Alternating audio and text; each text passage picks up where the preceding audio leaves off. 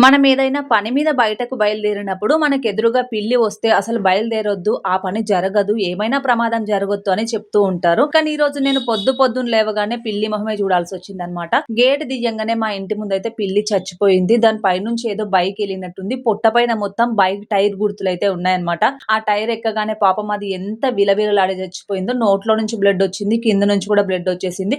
ఇంటి ముందు షాప్‌కి ఎవరైనా రావాలంటే దాన్ని చూసుకుంటూ రావాల్సిందే. పొద్దున్న లేచి నుంచి ఎంతోమంది వెళ్తున్నారు, వస్తున్నారు గానీ దాన్ని ఎవరు తీసేస్తారని ఆలోచిస్తుర్రు. మా ఇంటి ముందు పడ్డది కాబట్టి మాకైతే తప్పదు గదా! ఎవరు తప్పించుకున్నా గాని.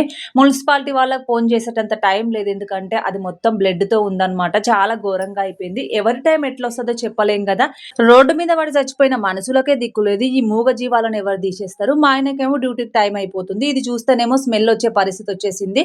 ఏం గాదు కొంచెం లేట్ అయినా పర్లేదు దీన్ని తీసేసి ఎళ్ళమని మా ఆయనకు చెప్తే, ఇంకా ఒక చేతికి కవరేసుకొని ఇంక దీన్నయితే సంచిలో అయితే ఏసేసిండనమాట. కింద మొత్తం బ్లడ్ అయితే ఇట్లా ఎండిపోయినట్టొచ్చేసింది. దానికి దోమలు, ఈగలైతే వాలిపోతున్నాయి. పిల్లి మొహం చూస్తే ఏం జరుగుతదో అని చెప్పేస్తారు గానీ, మాకైతే రోజు మంచిగానే జరిగిందనమాట. ఎందుకంటే మాకెలాంటి సెంటిమెంట్ లేదు గాబట్టి, మనం పాజిటివ్‌గా తీసుకుంటే పాజిటివ్‌గా ఉంటది. నెగెటివ్‌గా తీసుకుంటే నెగెటివ్‌గా ఉంటది. మన రాతలో ఏది రాసుంటే అదే జరుగుతది తప్ప మనం ఏం జేయలేము. ఈ పిల్లిని తీసేస్తున్నప్పుడైతే దాని స్కిన్ అనేది కొంచెం రోడ్డుకైతే అతుకుపోయింది. తీయడానికి కొంచెం ఇబ్బందిగానే అనిపించింది గానీ తీసేశారనమాట. ఆ పిల్లిని తీసుకొని సంచిలో యేసుకొని మా అబ్బాయి, మా ఆయన ఎళ్లి అక్కడ దూరంగా పారేసొచ్చారు.